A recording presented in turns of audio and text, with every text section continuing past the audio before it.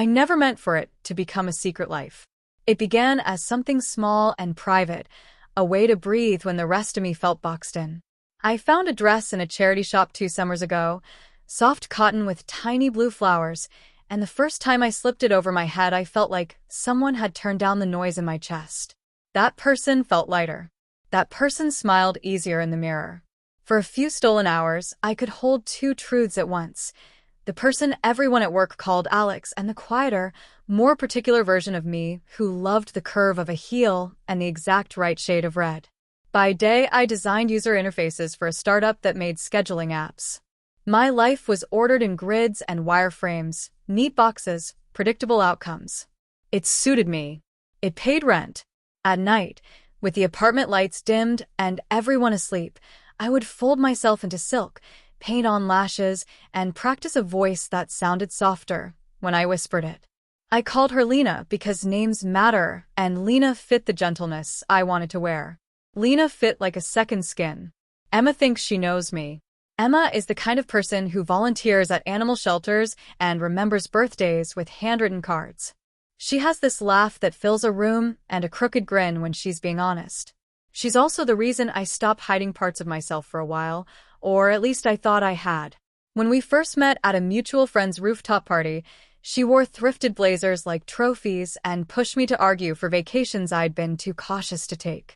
We fell into a rhythm of small daily rebellions, midnight pancakes, careless weekend drives, playlists that turned our tiny kitchen into a club.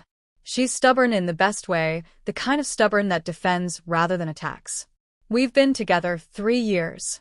In that time, she learned most of me. The bad coffee habit, the habit of fixing other people's mistakes in meetings, the way I chew my thumbnail when I'm nervous. She hasn't learned Lena. Not really. I told myself it was because I wanted to protect her or protect us. I feared I'd break the careful image she had of me. Emma grew up in a house where appearances were folded into manners, and her mother is the kind of person who smiles and then archives things forever. I convinced myself that my secret was selfish, but harmless. It was mine. There are practical reasons I hid it too. Emma's family is traditional. Holidays with them come with pressings of opinions into the very small spaces of conversation. There was no place for Lena in those rooms. My mother would have been upset. My father would have been quiet and disappointed in the kind of way that takes years to repair. And there was the other, quieter terror. Rejection from the person I loved most in the world. Loving Emma meant wanting to keep her safe from the parts of me that still felt raw and uncertain. I told myself I was postponing honesty until I could say it right, until I could explain Lena without the panic and the tears. Some secrets, though, are not easily contained. They take up the edges of your life, like a smell that spreads. Lena had a box beneath the bed, cheap latches, lined with newspaper, and a small mirror propped inside the wardrobe door. I learned the angles of my jaw the way a musician learns a song, knowing where to soften and where to land a note. The ritual became sacred. A cup of tea with too much sugar, the whisper of foundation on skin, the precise sweep of eyeliner. I told no one, and yet those hours changed me. Lena wasn't a costume. She was a keyhole into something I was still learning to name. Which is why the message from Emma sat heavy on my phone. Caleb is coming for the weekend. He's helping me with the boutique photo shoot Friday. Do you mind if he stays with us? Caleb, Emma's brother, looked good in photos. Always had. He ran his own small styling consultancy, and more than once had convinced Emma to throw out shoes I loved because they didn't match the mood. He has an easy charm, an artist's impatience, and an eye that makes people feel seen or exposed depending on whether they're ready. He was the kind of person who could walk into a room and rearrange it with a glance. The truth is that Caleb had always unsettled me. Not because of anything he did, he was polite even in an arrogant, practiced way, but because he saw things. He saw lines and color and possibility the way I see interface problems. He could sense when someone was trying on fear like a coat. At parties, he'd corner Emma and sketch ideas for her Instagram. At family dinners, he'd compliment a neighbor's tie with a quick, accurate critique. The last time he was in town, he stayed for 2 days and left with a bag of items he'd borrowed to restyle. Emma laughed it off. I watched him from behind my phone screen and felt that old, small panic. What if he looked at me and saw Lena before I had a chance to explain her? When Emma suggested Caleb sleep in the spare room and use our living room as a makeshift studio, I agreed. Of course, I told her, my voice smooth. I meant it mostly. Emma deserves the support. She'd been working herself into the ground preparing for the boutique launch. Caleb could help get her images just right.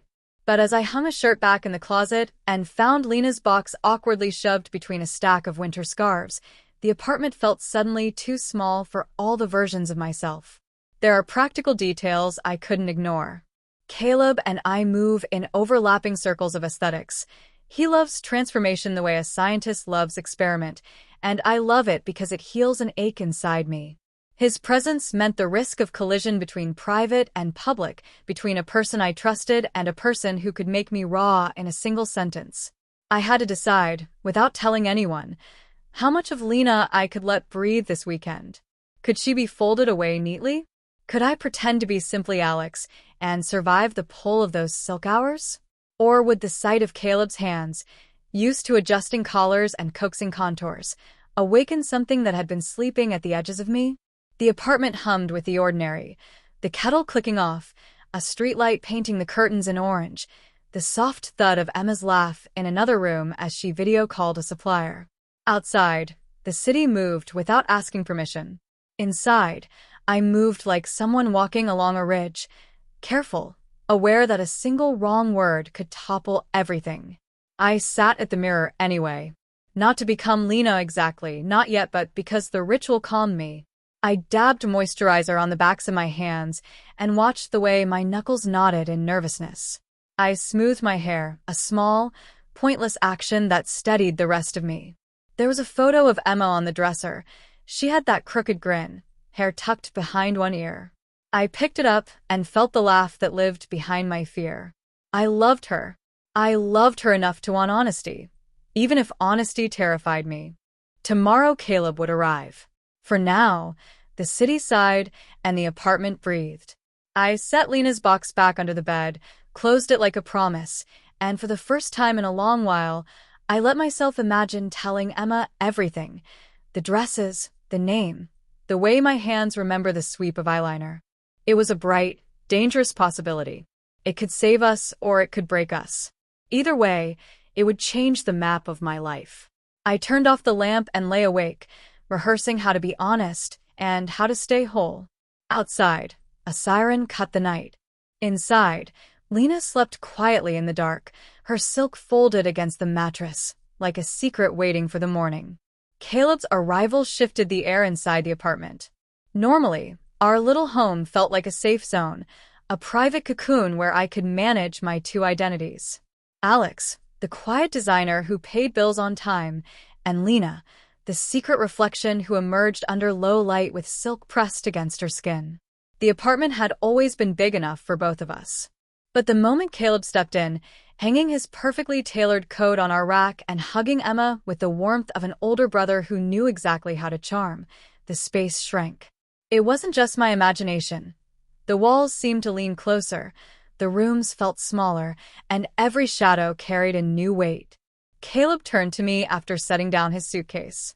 His gaze was sharp, observant, clinical in the way only a stylist's eye could be.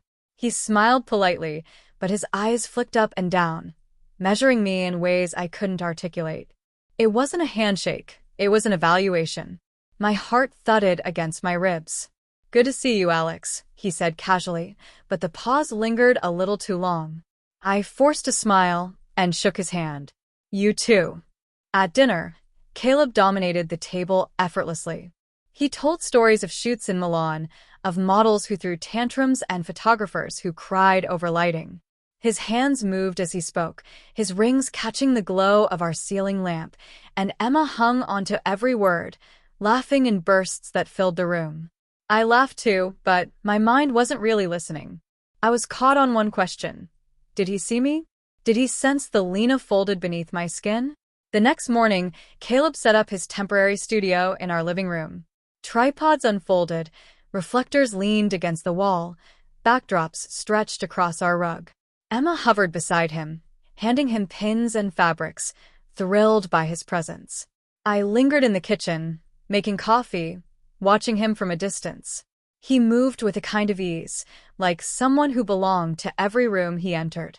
Then his voice cut across the quiet. "Alex, your light fixtures. Good placement. When did you start thinking about design?" I nearly spilled the coffee. "Oh, I don't. I guess I just notice things." He gave me a small smile. Not mocking, but knowing. Too knowing. That night, after everyone went to bed, I did what I always did. I pulled Lena's box from beneath the bed, fingers trembling. My body screamed for the release, the transformation, even though every rational part of me said, "Not tonight. Caleb's here. Too dangerous." But temptation whispered louder. At the mirror, I began the ritual. Foundation smoothed across my skin, contour softening the jawline, lashes bringing my eyes forward. I slid into a lavender dress, thrifted and cherished, and placed a wig so carefully that the strands brushed across my cheek. The air shifted. Alex faded. Lena breathed. And yet every sound in the apartment, the hum of the fridge, the slam of a door somewhere in the building, the faint laugh of strangers outside, became thunder in my ears. My heart raced like I was being chased. Any second, Emma could open the door. Caleb could walk down the hallway. The thrill was intoxicating, but the fear was sharper still. On the second day, Emma left to meet boutique clients. Caleb stayed behind, hunched over his laptop, headphones in, editing photos. I told myself it was the perfect window. Just an hour. Just enough to let Lena breathe. I slipped into her, heels clicking softly against the floor, wig swinging with each movement. The mirror reflected someone softer, braver, more alive. For a moment, I forgot Caleb even existed.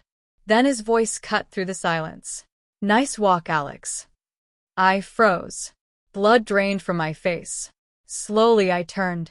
Caleb stood in the doorway, headphones pushed back around his neck, arms crossed. His expression wasn't disgust. It wasn't mocking. It was curious. And worse, certain.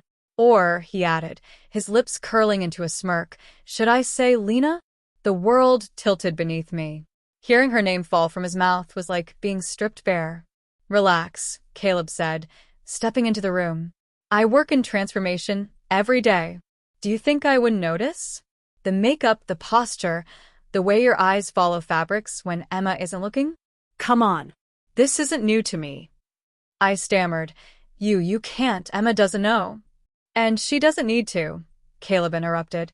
"Your secret's safe. For now." The words left me shaking. Nightmare and relief, all tangled together. From that moment, everything changed. Caleb didn't out me, but he didn't ignore it either. His comments slipped into conversation when Emma wasn't listening. "You know, a softer contour would sharpen your look. Try practicing your walk more. You've got potential. Have you ever thought about red lipstick? It'd light up your skin tone." Each remark was disguised as casual, but it cut through me like a blade. Was he toying with me? Helping me? Blackmailing me? One night, after Emma went to bed, there was a soft knock on my door. Caleb's voice followed. "Want some real help? Let me guide you. I promise no one will know." I hesitated. I should have said no. But a part of me, the part that ached to be seen, leaned toward yes. I let him in.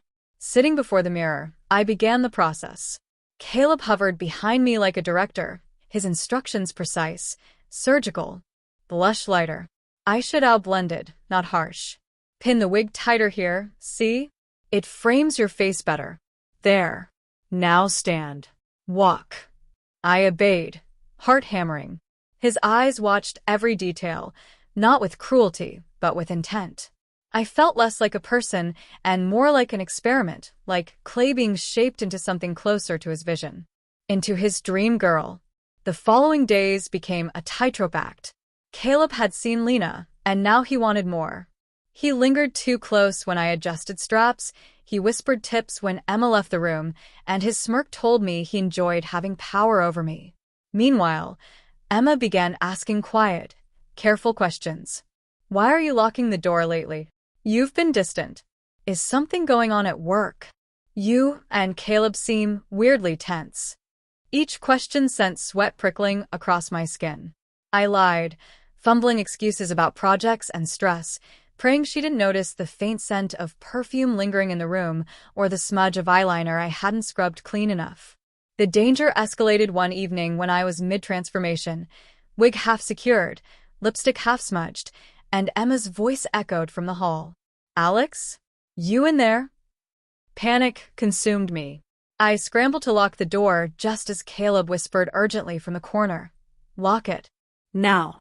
I slammed the bolt across, chest heaving. Emma knocked lightly. "Everything okay?" "Dinner's ready." "Yeah," I called, voice high and shaky. "Just working on something." There was a pause. Then her footsteps retreated. I sagged against the wall, pulse thundering. When I turned back to the mirror, Caleb's reflection was behind me. Smirking. Always smirking. "See," he whispered. "You love the thrill. Admit it." And he wasn't wrong. The fear, the risk, the secrecy, it was suffocating, but it was addictive too. This was no longer just about Lena. It was about Caleb. And the fact that piece by piece, he was shaping me, not into myself, but into the girl he wanted me to be. Alex couldn't shake the sound of the door clicking shut after Daniel entered. It echoed through his chest like a lock sliding into place. He tried to steady his breathing, but every inhale came sharp and shallow, like he was suffocating on the walls closing around him. Daniel stood in the living room as though he owned it, his gaze sweeping over the mess Alex had tried to ignore. Makeup wipes scattered across the coffee table, a wig perched carelessly on the armrest, a tube of lipstick uncapped and rolling dangerously close to the floor. Alex had promised himself he'd pack everything away before Emma returned, but now the evidence sat in plain sight, mocking him. "You didn't even try to hide it," Daniel said with a soft laugh, strolling past him. "You're not done with this. You can't be." Alex bristled. "You don't know me. You don't get to tell me who I am." Daniel turned, eyes glittering. "But I do know you. Better than Emma does even. You can pretend for her all you want, but when you look in the mirror wearing that dress," he reached out, fingers brushing over the satin folded neatly on the armchair. "That's who you are." The words hit Alex like a blow. He wanted to scream back, to insist it was all wrong, but his throat closed around the denial. Because part of him feared Daniel might be right. "Get out," Alex managed. "Before Emma comes home and finds you here." Daniel smirked, leaning back casually. "Emma's not coming home until Sunday. She told me herself."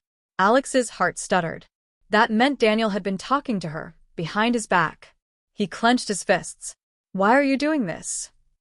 Daniel stepped closer, lowering his voice. "Because I've dreamed of someone like you.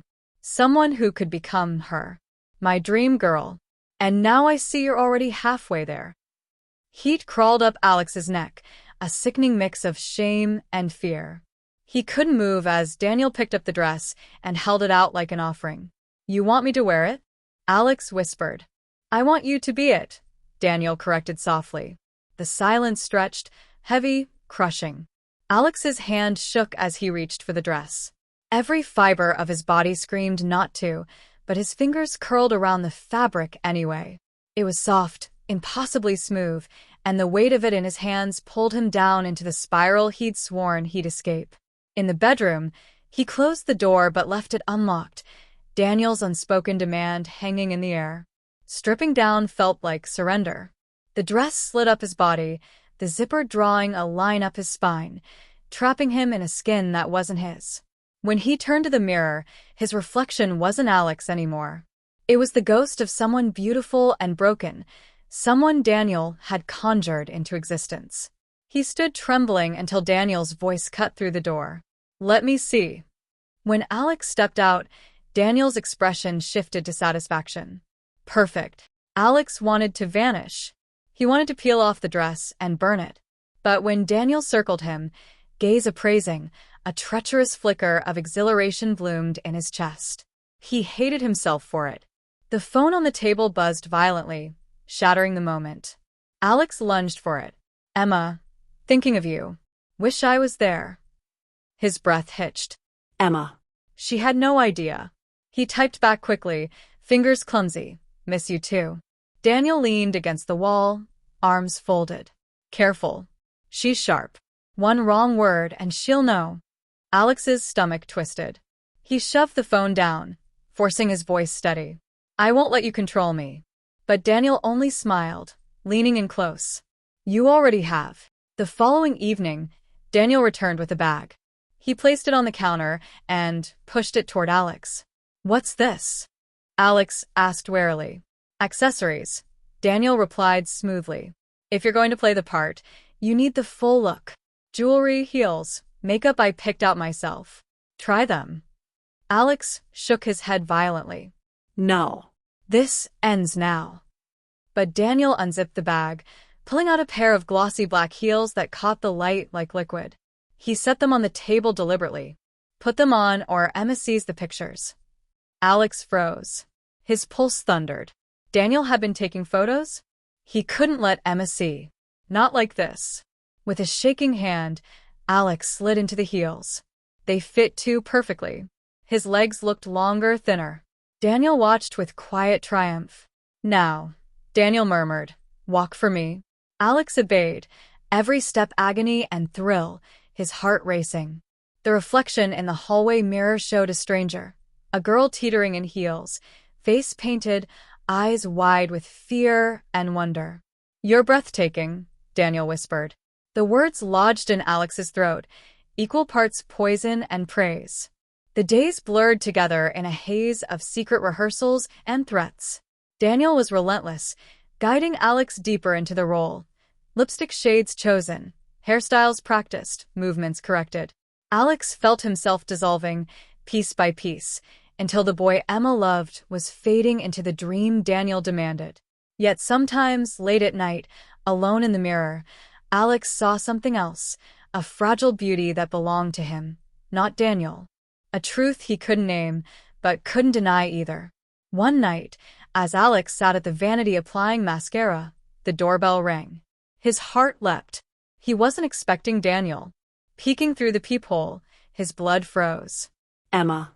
She was home early. Panic exploded in his chest. He glanced at the wig on his head, the heels on his feet, the lipstick bright on his mouth. He couldn't let her see him like this. Not now, not ever. The knock came sharper. Alex? Are you home? His hands shook violently as he tried to rip off the wig, smearing mascara across his cheek. The zipper on the dress caught, refusing to budge. His breath came in ragged gasps. The doorknob rattled. She had a spare key. Alex. He bolted to the bedroom, heart hammering, fumbling with the zipper. It wouldn't move. He tore at it, fabric straining, panic clawing at his throat. The mirror reflected his nightmare, a half-made girl, makeup streaked, hair tangled, trapped in silk. The door creaked open.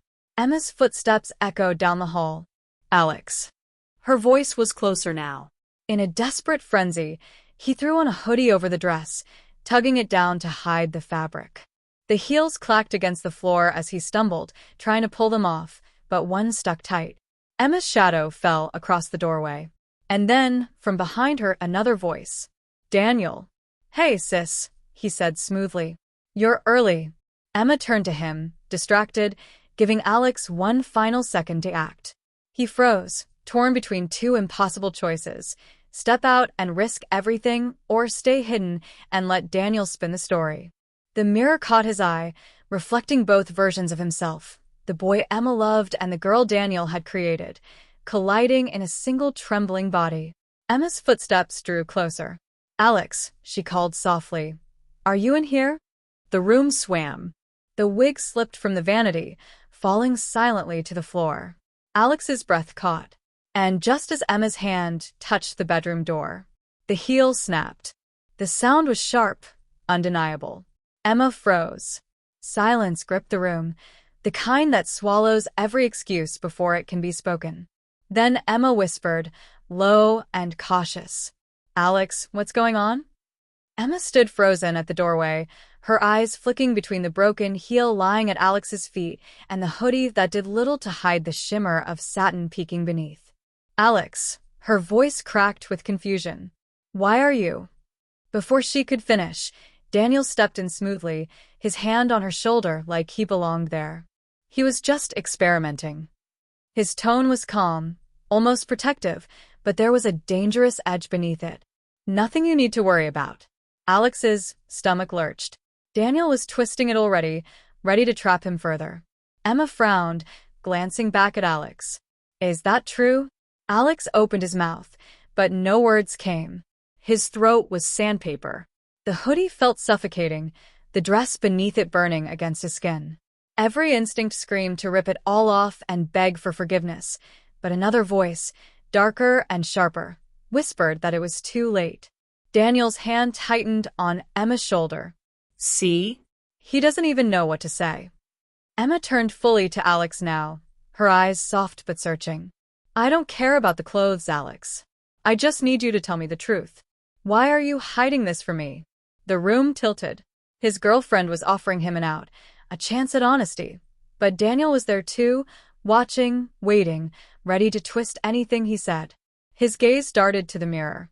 The reflection mocked him, smeared mascara, lipstick faded, a boy and girl fused together in one trembling body.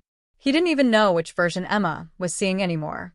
Emma, The word stuck. Daniel leaned close to her ear. Maybe he doesn't love you enough to tell you. That hit Alex like a dagger. He lurched forward. Stop it. His voice cracked, desperate. This isn't your choice, Daniel. Emma flinched, stepping back, her eyes darting between the two brothers. Someone tell me what's happening.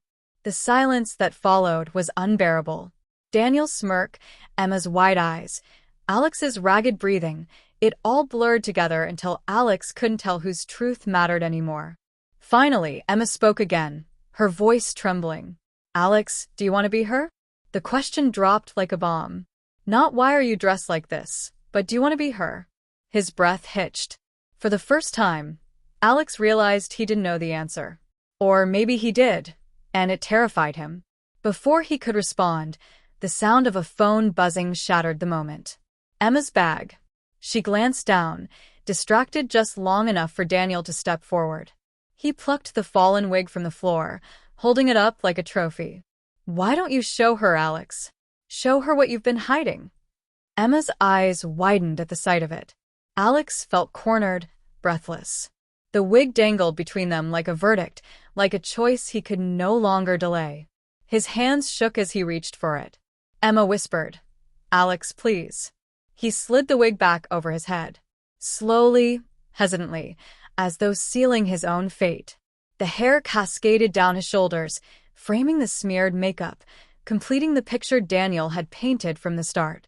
Emma's hand flew to her mouth. Daniel's voice was low, triumphant. See? My dream girl. The words echoed in the room, bouncing between them, filling Alex with equal parts shame and relief. He was exposed now. There was no hiding, no pretending. Emma stepped back, her face unreadable.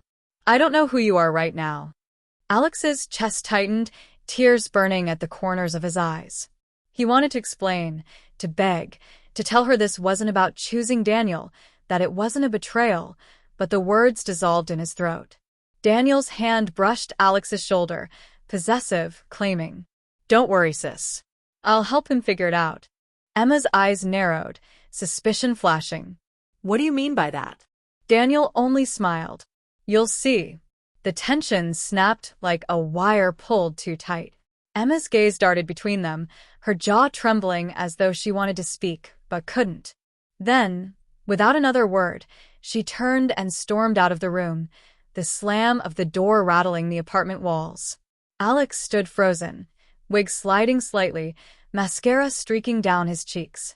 He wanted to run after her, to tear the wig off and scream the truth, but Daniel's hand stayed heavy on his shoulder, rooting him in place. You're mine now, Daniel whispered. And for the first time, Alex feared it might be true. Emma had seen everything. Daniel had staked his claim. And Alex stood trapped between them, his secret no longer secret, his future unraveling. Would Emma come back? Would she forgive him, or turn away forever? And how far would Daniel go to mold him into the girl of his dreams?